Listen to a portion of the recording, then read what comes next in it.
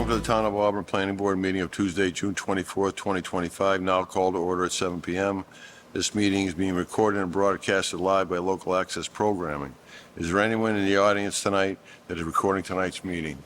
Being none, at this time, I'd like to remind the audience, applicants, town administration, and each of the planning board members to please refrain from asking questions in regards to all matters discussed this evening without first being granted my consent. Please rise and join us with a salute to the flag. Pledge allegiance to the flag of the United States of America and to the republic for which it stands, one nation, under God, indivisible, with liberty and justice for all.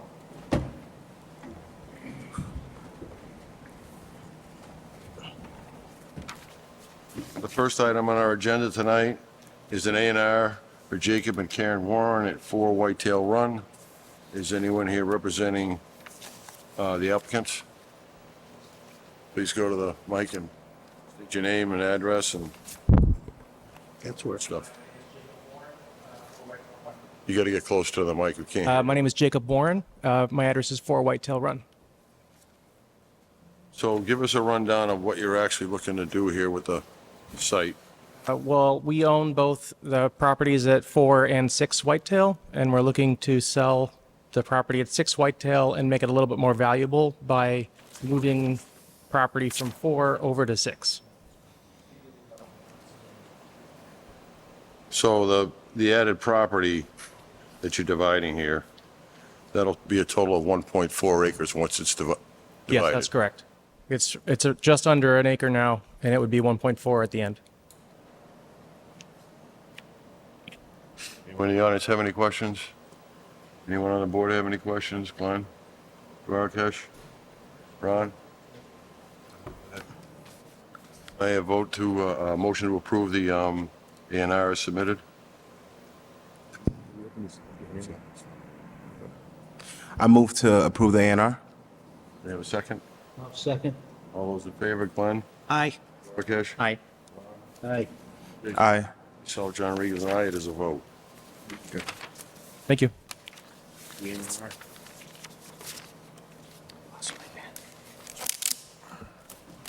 Don't go anywhere.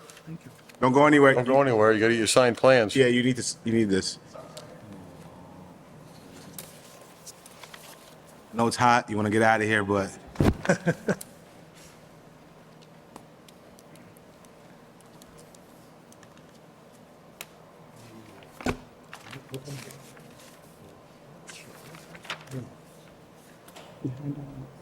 Chief Records?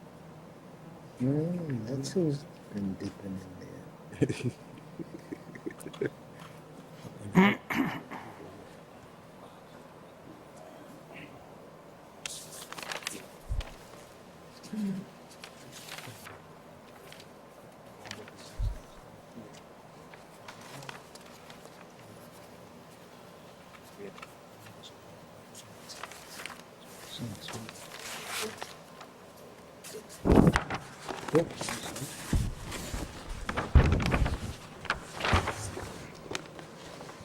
Please bear with us while we get this set of plans signed.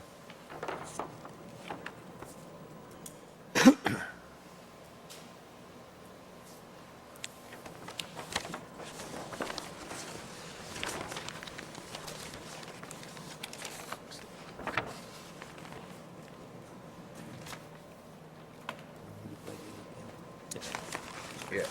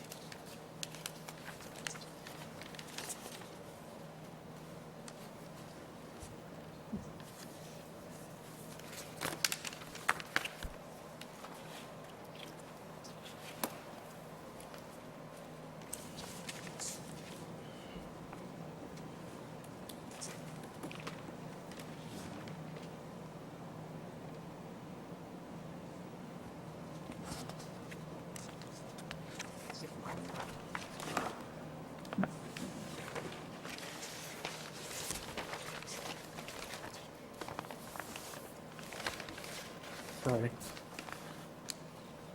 Where do we start? I want. I think we're out of lines. Should I just give it to you? And just sign it? No. No. Last package. Yeah. Get too complicated. Yeah.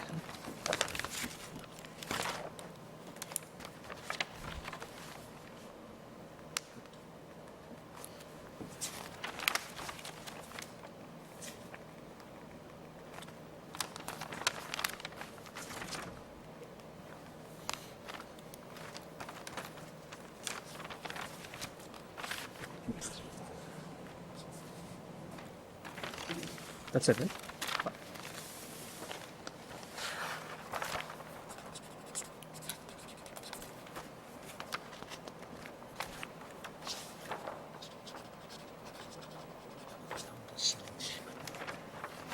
Regular pen or blend? Use a regular pen. Sign block. I got the. It's working pretty good now. Will be assigned with the line up. That might come off. Oh, this one here? Regular paper. It might block. Come on. You got it from them. Sign the Mylar with us.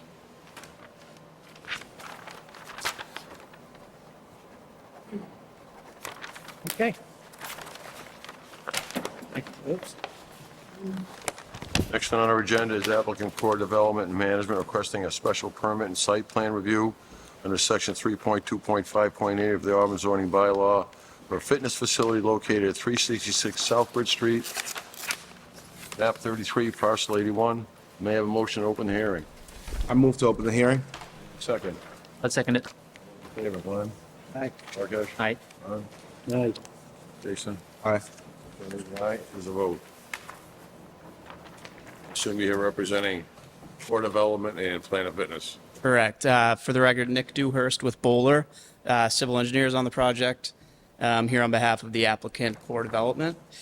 With me is Ambi Arazo. He's with Core Development, franchisee of Planet Fitness. So if there's any operational specific questions, we can defer to Ambri. So just to kind of orient ourselves here, 368 Southbridge Street. So the old Bed Bath & Beyond, Shaw's, and now the currently being constructed Chase Bank. It's located within the Drury Square Village District. We're here, as mentioned, for site plan approval and special permit for the fitness center use.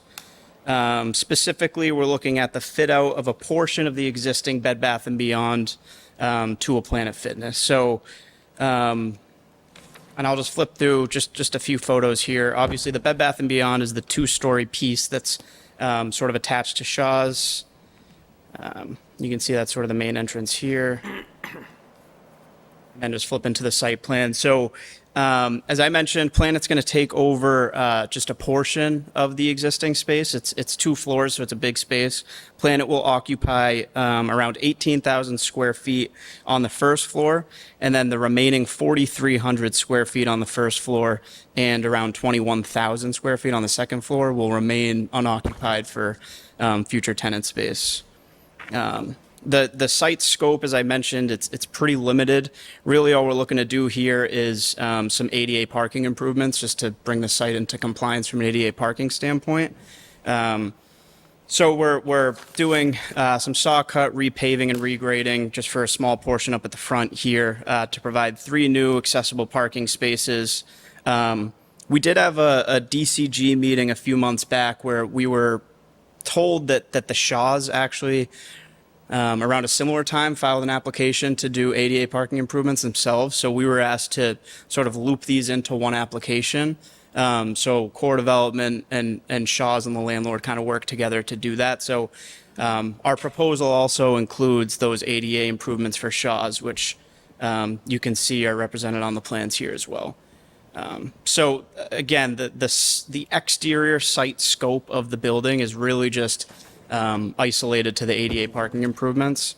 There is going to be some building improvements. It's mostly just minor facade changes. We did submit the architectural elevations and floor plans as part of our planning board submission package. From a parking standpoint, I was actually the engineer that did the Chase Bank project, and So we're, familiar with the parking requirements out here, and the site will continue to be overparked even, with the Chase Bank and the proposed or future condition. The site requires 174 spaces. And with these changes, just because of the restriping and creating some access aisles for the ADA parking, we're decreasing it by, I believe it's 3 spaces. So the total now is 270. So we're still, significantly above what's required by zoning.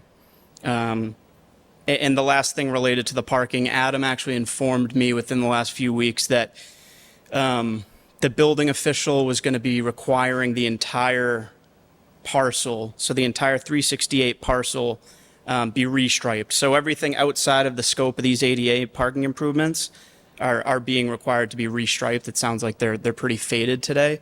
And Adam let me know that a letter has been sent to the landlord to inform them that is going to be a requirement. So we're aware of that. And with that being said, I'm happy to open up any questions. There's no utility improvements out here. It's really just isolated to the ADA parking, and then of course a special permit for the gym use. Any questions from the audience? Being none. Glenn, do you have any questions? I do, Mr. Chairman. I was wondering about the facility itself on the inside when you build showers and how you're going to handle the increased water demand, because that building never had, as many bathroom facilities and showers as you're going to have. Yeah. So, to your point, there will certainly be an increase in sewer usage here.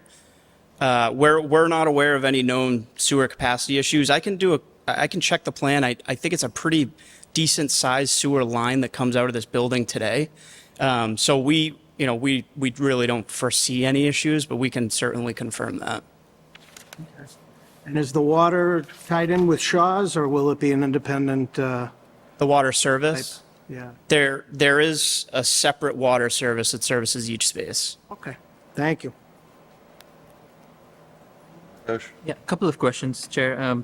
So one is the space at the back. It says future tenant in the plan. Is that so? That's not something we're discussing today, right? That's correct. Yeah. So we're here for the special permit for the gym use, which is just a portion of the Bed Bath and Beyond. So see. the landlord will still reserve,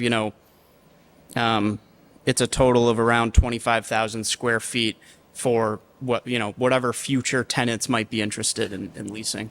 I see. Okay. And then you guys did submit the I think is it the check-ins, the usage, right? Between the 6 a.m. and 9 a.m. For the Worcester location? Yes, yeah, that's right.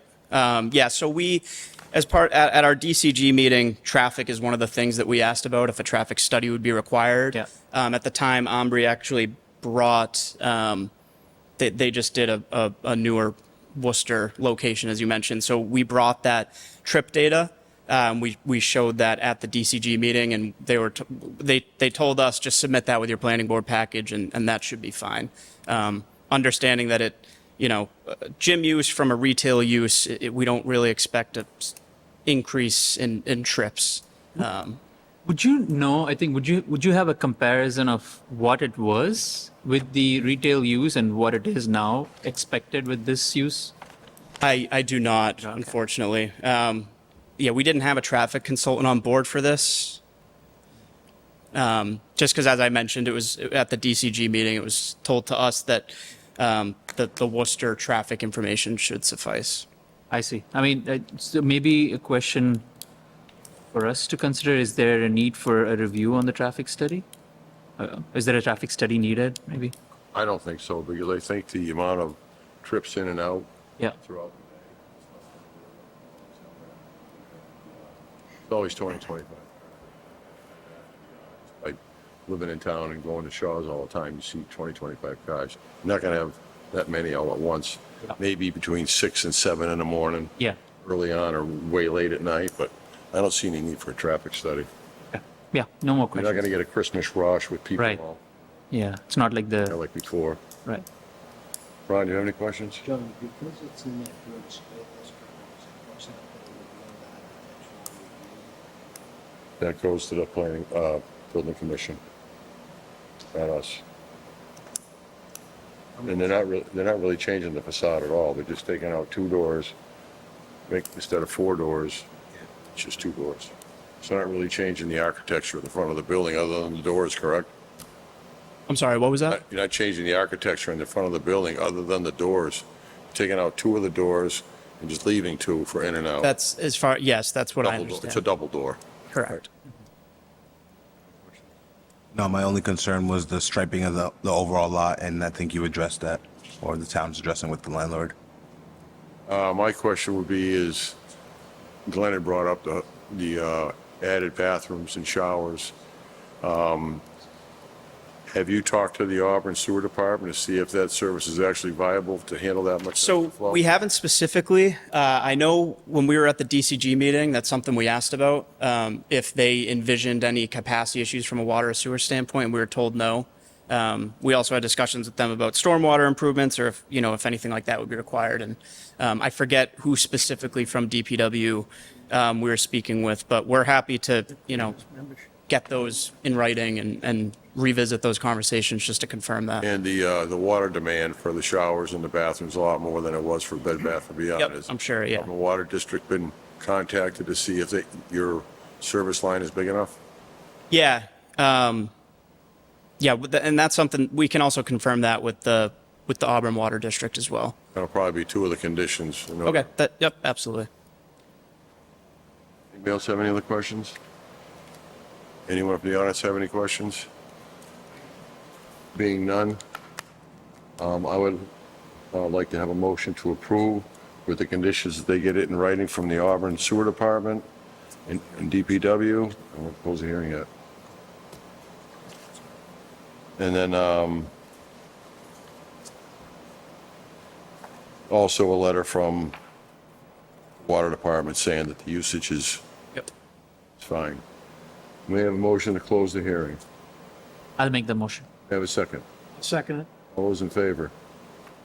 Glenn? Aye. Aye. Don? Aye. Myself, John Regan, aye. It is with those 2 conditions, that the sewer department you have to have it in writing, and from the water department in writing. On that, you're all set. Just doing the inside. What's that? Not really doing anything to the building except for the inside. Yeah. It's an easy one, thankfully. Okay. Actually, I have the next one too, so I'll just stick Right around. over the hill from me. Stafford Street. All set. You know, I used to be a member. Next on the agenda is applicant Bank of America requesting site plan review under section 3.2.5.11 of the Auburn zoning bylaw for parking improvements in an existing bank located at 376 Southbridge Street, map 33, parcel 82. May I have a motion to open the hearing? I'll make the motion. Have a second. Second. All those in favor, Glenn? Aye. Rakesh? Aye. Ron? Jason? Aye. Myself, John Regan, aye, is a vote. Some Hearing's thank now you. open. Sorry. Hi. Yeah. There you go, the next Todd Broder. Okay, can you give us a quick rundown of what you're actually doing there? Yeah, so it's a little, it's kind of funny. So it's really just a coincidence that we're in here for. I know there's been a ton of work really in this area with the Chase Bank and now the Planet Fitness. This is a completely different parcel with completely different ownership. So it really is just a coincidence that this application's coming in at the same time. Basically, we were approached by CBRE, who's the owner representative for Bank of America. There's just some pavement that's in relatively poor condition, and I have some pictures here. There was a geotechnical study was done, really just some pavement cores, which would allow them to provide a recommendation to the bank as far as what they would recommend to whether, a mill and overlay, just a resurfacing, full depth repaving. And the recommendation that they gave us in the bank was to essentially remove both layers of pavement, level out the gravel subbase underneath, recompact, and then repave both layers of pavement. So that's really what the plan is here, and the plan is to do that for the entire, essentially the entire parcel or paved limits of the parcel. It's further delineated on the plans. It's a little tough to see here, but it's supposed to be kind of shaded back. So we're essentially matching the grades and the existing pavement limits today. However, we are adding an additional 8 parking spaces, but we're actually doing that by, and at the same time, reducing the paved area. So we're adding additional landscaped areas. So you can see here, there's kind of this island. I think if you could see my cursor in this area that we're adding, and then we're adding another island up here. So we are increasing the landscaped area, and then everywhere else it's really just those pavement improvements. So removing both layers of pavement, leveling and recompacting the gravel, and then repaving both courses, and then essentially restriping to match existing everywhere there's existing parking, and then of course the new striping. And just to point out where those 8 new spaces are coming from, they're going to restripe 4 new spaces up here, and then 4 within this island here. It actually, I think it's going to do a much better job of kind of delineating between the 2 parking areas for the bank and then the now Chase Bank and the other uses, and sort of further define and delineate the traffic, main drive aisles as well. So I think it sort of cleans the area up pretty well. That being said, I'm happy to answer any questions. Anyone from the audience have any questions?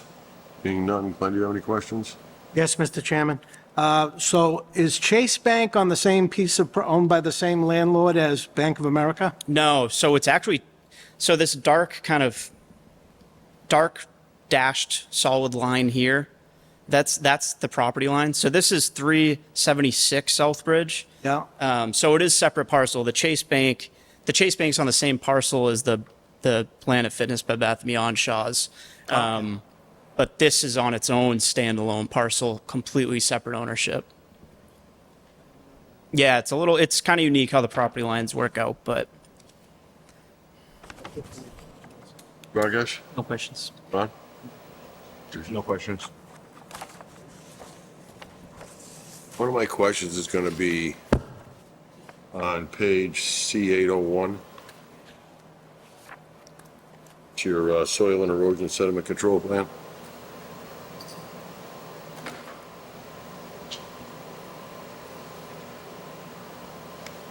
yes. I see the area for your stockpile, which can be moved, Yeah, absolutely. which is understandable. Yep. But up to the left, you have catch basin, proposed inlet protection typical. Now, I get what the SF is, that's silt fence, Correct. but what's the ECB? Is that Oh, something? so that's concrete erosion block? control barrier. So it's just going to be wattles around the catch basins? That's correct. So this is the detail for the catch basins. Yes. No, the catch basins will be silt sacks. Silt sack? Yeah. So that's the detail for this inlet protection, and then around the stockpile it will be the silt fence with a compost filter sock. No, just educate me on the wattle. Usually they use hay. What's with the compost? So First time I've seen it. I don't know, to be totally honest. It's more, I think it does a better job on pavement specifically, because they can kind of get more flush to the ground. I just know it's similar to like a flocculent tube. I don't know if you're familiar with that With the term. flock tubers, yeah. Very, very similar to that. It essentially is the same thing. Well, flock tube, when the water hits it, if it's muddy, it just drops out of the flock tube. Then the clean water runs on. And then you're putting in concrete curbing, but I didn't see any concrete around the concrete curbing in your detail.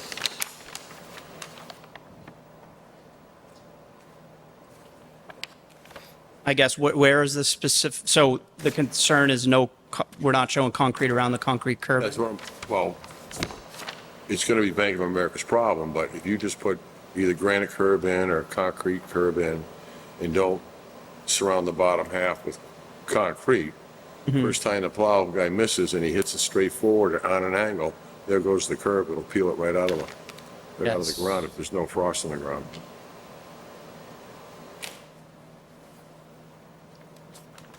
Yeah, so we have the precast concrete curb, 6-inch reveal. 6-inch reveal, and it's embedded in 12 inches of crushed stone. And this is our typical detail. I know like a granite curb, yeah, we would typically, there would be almost a footing, for lack of a better term. But this is, what we typically do for the precast concrete. Bank of America's getting ready to pay for the repairs. So that's what's going to happen if we have a bad one. The other question I had is there any way to coordinate between the Chase Bank and Bank of America for the paving, so it's maybe one paving contract? So we're actually actively doing that. So you come in and do all at once, you don't have one? That's the plan. So DF Prey, the general contractor for the Chase Bank, we've reached out to them, being the engineer on both projects, and we're efforting as best as we can to line that up. Obviously it's two separate parcels and two different entities, so we're trying our best to get everyone to play ball. And it's going well so far, but we'll just continue to, get those schedules lined up. Obviously, it's tough to guarantee anything. If CBRE is at a point where they're not, fully ready to do their work, I don't think Chase is going to go shovels down and wait for them. So, but we're absolutely doing our best to make that happen. I know Bank of America is going to kind of jump right on these improvements once all the approvals are in hand. So that bodes well for that coordination. It's really just how the timing all works out of things, but that's something that we're actively looking into. So are you peeling up all the asphalt and hauling it away, or are you going to pulverize it and mix it? No, they're removing it. It's not going to be reclaimed at all. It's going to be stripped, removed down to the gravel base, and then recompacted. Really? Gravel base. Yeah, yep.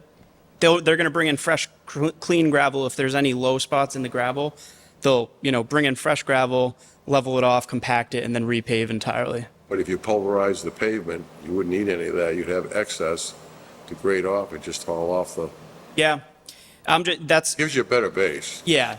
I know that it's just what the geotechnical engineer outlined in their recommendations. And I think, what does the geotech know about paving? Yeah. The other question I had was, I believe I read in there that it was only 6 inches of gravel underneath the paving. It should be a foot. I mean, granted, cars aren't that heavy. You got Brinks trucks going in and out of there. You got trailer trucks cutting through there. Yeah. Oh, Yeah, I think from the bank's perspective, obviously they're, trying to find a somewhat cost-conscious solution here. So leaving the existing 6 inches of gravel. both banks, they got plenty of money. Yeah, you're right. I agree. I don't have any other questions. Anybody else from the audience have any questions? Anybody from the board have any questions? May I have a motion to close the hearing? I'll make the motion. May I have a second? I'll second. All those in favor, Glenn? Aye. Rakesh? Aye. Ron? Jason? Aye. Myself, John Regan, is an aye. It is a vote. May I have a motion to approve? Vote to approve this, Project. This project? Sorry. I'll second it. All those in favor, Glenn? Aye. Aye. Rakesh? Ron? Jason? Myself, John Regan, is an aye. It is a vote. All right, luck. appreciate it. Have a good night.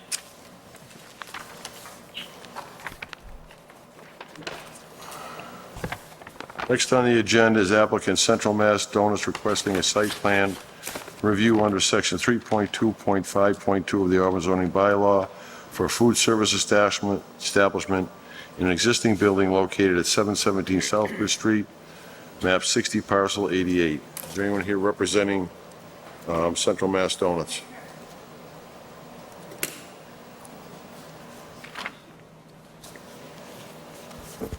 Good evening. For the record, I'm Patrick Healy. I'm a civil engineer with Thompson Liston Associates in Boylston, representing applicant. So we were asked to do a parking study at the site where there's an existing Dunkin' Donuts that was recently renovated. There are some additional space within that same building where they have a proposed tenant for that vacant space, which is another quick serve restaurant. So we looked at the number of seats in the Dunkin' Donuts, the number of employees on the peak shift, and we looked at the other tenant, its number of seats, number of employees, and we looked at the remaining vacant space and assigned a number of parking spaces to that based upon the town zoning bylaw. And we've determined that those combined uses require 29 spaces. There are 29 spaces existing on the site. And we also looked at the peak demand hours for each of those uses, and we conclude that that number of spaces is adequate for the various uses. So in submitting this letter to the building inspector for the occupancy of that additional space, his opinion was we should come to the planning board to discuss a modification to the site plan approval, because the space in that building is looked upon from the building occupancy perspective as a different use. Even though over time, the Dunkin' Donuts occupied a larger space, has now been renovated to a smaller space, the other tenant would be a similar use. It's also a quick-serve restaurant. But the opinion was that we needed the planning board's blessing, so we've applied for site plan approval for that particular change in use of that particular part of the building. As far as the actual use of the building, I think that goes to the zoning board, building commission. We just do the site plan. That wouldn't be our purview for what you want to do. I understand what you want to put in there. Is there anyone from the audience have any questions? Does anyone from the board have any questions? Rakesh? One question. So, what is the, so for Dunkin', what's the square footage now? And for Jersey Mike's as well? Yes, through the chair. So the Dunkin' Donuts is approximately 2,400 square feet. 24, okay. And it's 1,700? And the Jersey Mike's is approximately 1,700 to 1,800. And the remaining space is 1,620. So the Dunkin' Donuts would have 12 seats and 6 employees on the peak shift. The Jersey Mike's would have 15 seats and 5 employees on the peak shift. That leaves the 1,600 square foot space available for another tenant, which we're attributing as a personal service or retail space at 1 space per 180 square feet. Mr. Chairman, I had a question. Go ahead. Sir, if there's room for a third tenant, and you say that there's 29 parking spots which are appropriate for the 2 businesses that are going to be in there now, what do you do for parking for the third tenant? Through the chair, so my calculation shows we're also attributing 9 spaces to that vacant space. Oh, So we have 10 spaces each for the 2 quick-serve restaurants, 9 for their retail space, for a total of 29, in addition to, the 15 cars that can fit through the drive-through lane. is that going to be enough on a busy morning, do you think? Through the chair, yes, because the Dunkin' Donuts peak hours are generally 8 to 9 a.m. Yeah. The Jersey Mike's hours are typically peaking 12 to 1 p.m. when the Dunkin' Donuts demand has dropped off. Okay, thank you. Rakesh? No other questions? Ron? Which of the other tenants did you say was similar to Dunkin' Donuts? Through the chair, the Jersey Mike's is also a quick-serve restaurant, so under the zoning bylaw, it's the same use. You don't get something. To me, it's not similar to Dunkin' Donuts. Well, Mr. Chair, just looking at the zoning bylaw, it's classified as a quick-serve restaurant. The Dunkin' Donuts has a drive-through component, the Jersey Mike's does not. They have different peak hours. Do we allow, John, What's that? the Yeah, there used to be Dunkin' Donuts in the front, there used to be the video game place behind. It was always double use, always. It just hasn't been for a while. Jason, do you have any questions? No questions. I got a couple questions. I only count 28 parking spaces. If you count the one next to the dumpster, it's not as wide as the rest of them. You have to put a motorcycle in there. My second question is, During the day, peak hours for Dunkin' Donuts is 6 to 9, roughly. This is Robert Branca. He's the principal of the Worcester Donuts. Yeah, hi. Again, we're a tenant in that building. We've renovated it, as I'm sure you've seen. 6 to 9 a.m. is generally our peak hours for the Dunkin' operation, and it's about 80% drive-through business. So most people don't park. They're in the drive-through queue, they come and go, literally 80% of the customers. A little more seating on Saturdays in the morning, late morning, but typically between 6 and 9, most of our business is done. The Jersey Mike's obviously has different off-peak hours, and the third space, so that you have a flavor for what it is we've gotten very close with a nail salon and a mathnasium franchise. Again, different uses, training, essentially, for the mathnasium. That's probably the way we're going to go.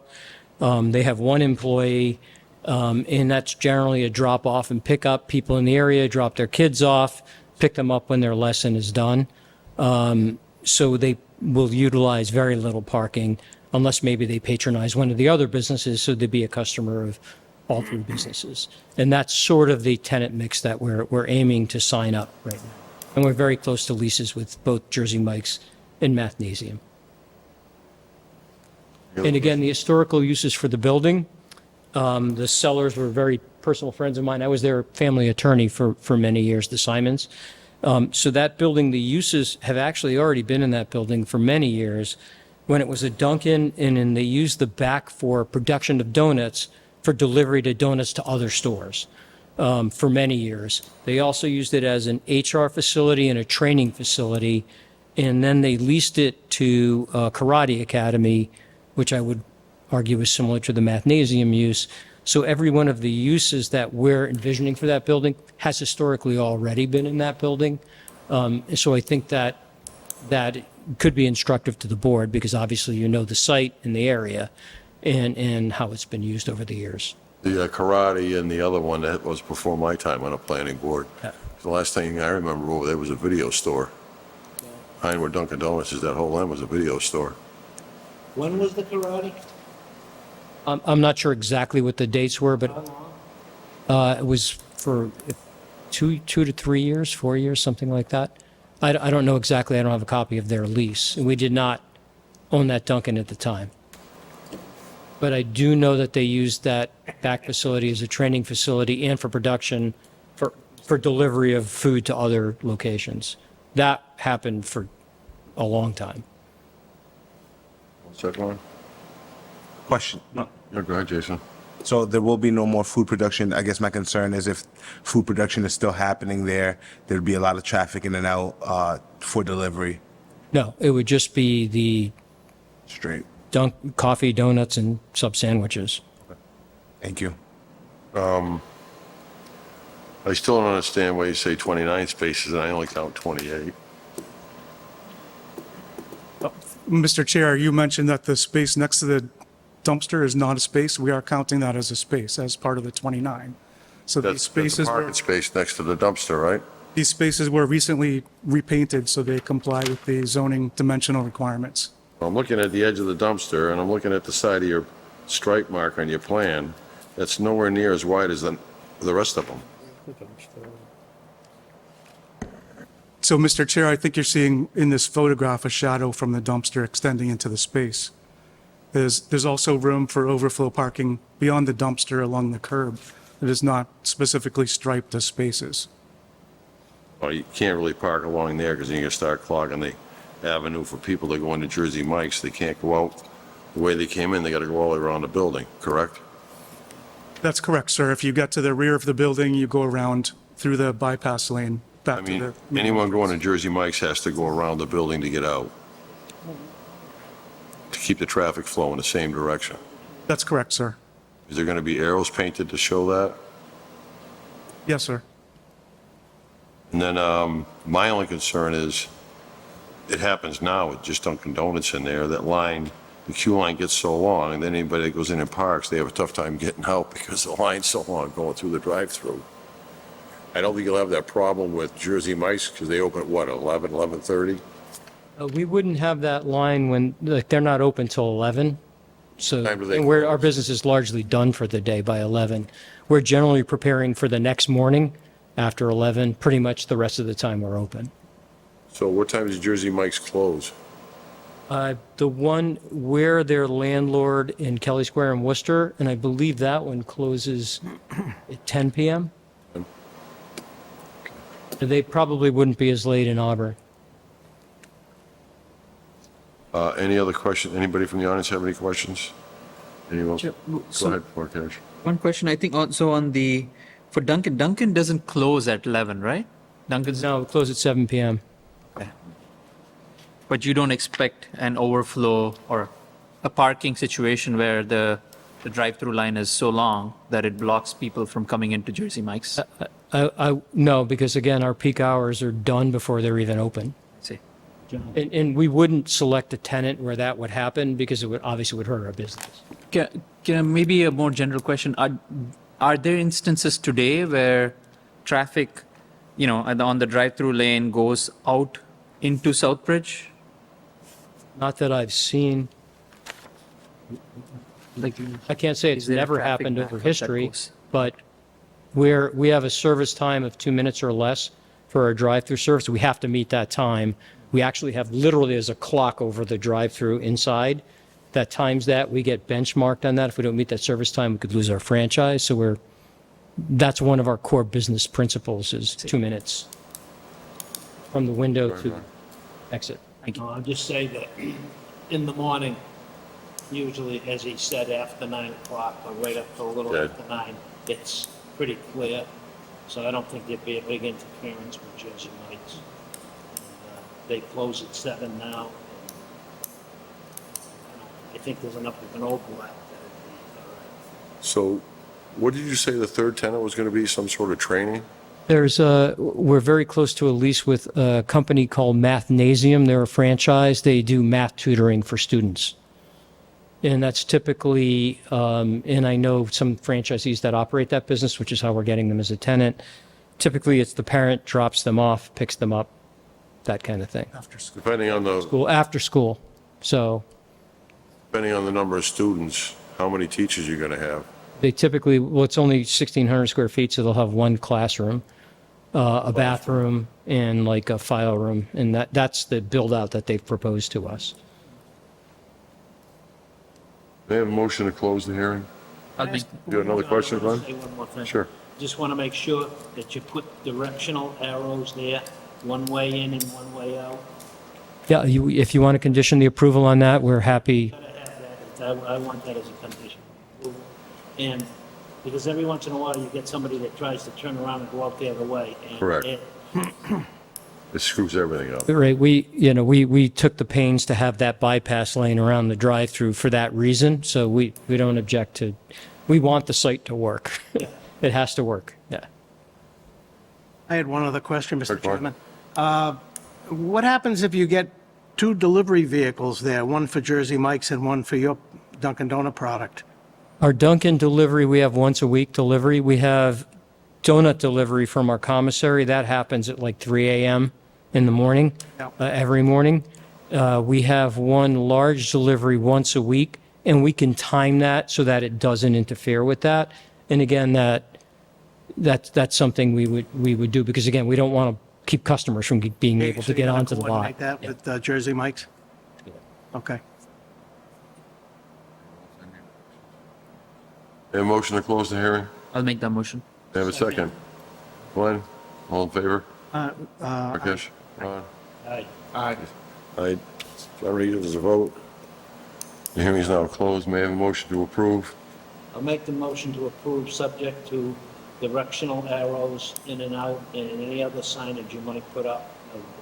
It just trying to somehow addresses the people that try to go out the other way. I'll second it. All those in favor? Glenn? Aye. Rakesh, aye. Ron? Aye. Aye. I myself was an aye. It is a vote based on those conditions that Ron stated. Thank you very much. Welcome. Thank you. Have a good evening.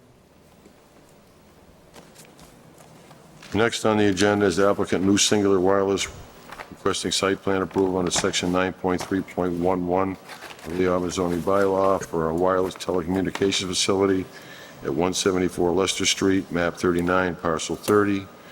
Is there anyone here representing them? I am, Mr. Chairman. I hate to tell you, but we can't vote on this tonight. Why is that? They just got the plans on Friday.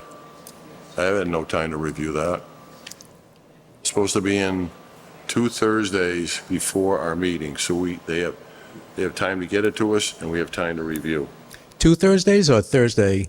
Even the Thursday before would help, because we... Yeah, the problem was we had a holiday on the Thursday and didn't get them. That's not, I haven't had time to look at the plans, no one else here has had time to look at the So plans. typically, if the Thursday's a holiday, it would have to be in by Wednesday. Correct. Okay. Not much I can do about that. I can't rewind that. Were there any particular questions from the Graves report or Haven't even had. anything that we? Other than they said, a lot of it, they referred back to the zoning board. It did. And they were concerned about the height being too tall, and you have to have a 300-foot setback from any private property, which you don't have. So if it's a 140-foot tower, and from our previous meeting, you said if the wind gets too strong, it collapses in half before the whole thing will come down. It's only 70 feet. So you're well within the range of the lot, not to hit a private. Well, we're not, and we did get relief from the zoning board of appeals for the height, the setback, and the use. So that's already been decided. The decision was filed. The appeal period has expired. So those comments 2, 3, 4, and 5, I think, from the Graves report, as I responded, the zoning board has granted relief from all of those.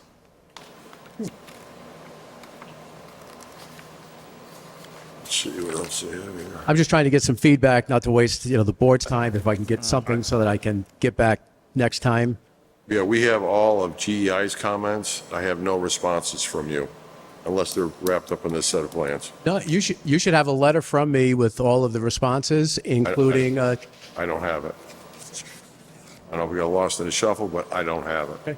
So that would be prudent to resubmit that. And we already have the plans, so we have time to review between now and our next meeting. yep, when's the next meeting? That would The be 8th. July 8th? 8th. July 8th.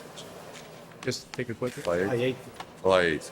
Through the chair, with those maps, there was some letters in with, that I gave to everybody tonight. That was part of that. Okay, so I it could be, believe some of the comments, correct. the Graves comments could be in here. He just said he thinks the Graves comments are in this bundle, so With the points. you should be all set with not having to readdress this. In fact, you know what? I'm going to check it right now, make sure. You said 7, you said The 8th, July July 8th. 8th, yeah. that does work.